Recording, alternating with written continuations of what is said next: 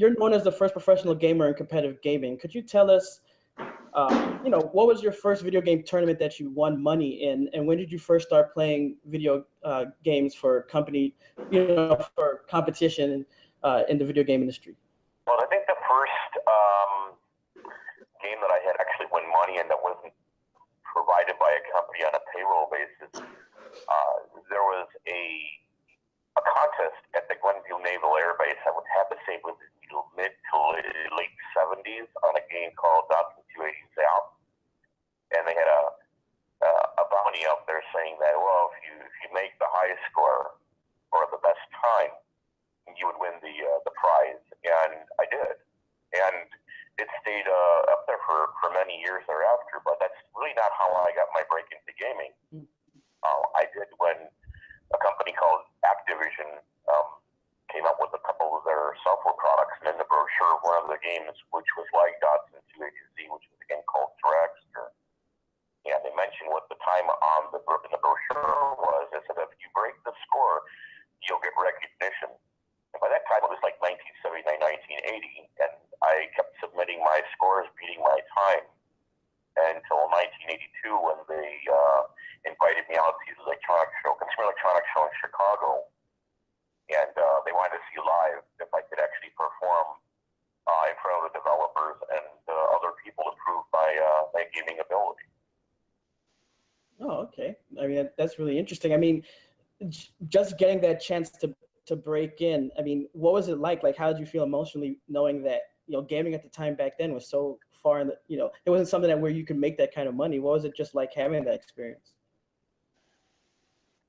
Well, 1975, 1976 timeframe, I really never knew that there was an avenue for making money. And I think I just was fortunate that I was in the right place at the right time where, the Naval Air Base or whoever that was sponsoring the prize at the time, I guess maybe they raced amongst themselves or something like that. I have no idea. But I think we went, my father, he was in the Navy in World War II. I think we probably all went there to see like the Blue Angels or something fly. But nevertheless, I just thought it was really interesting because I always had a knack for the competitiveness. And when I saw that, the time that they had, I go, oh, I can beat that, because I was already encroaching on the scores as it was while playing the game. So as a youngster, being 75, I was 11 years old. To me, it was just it was all about the competitive spirit.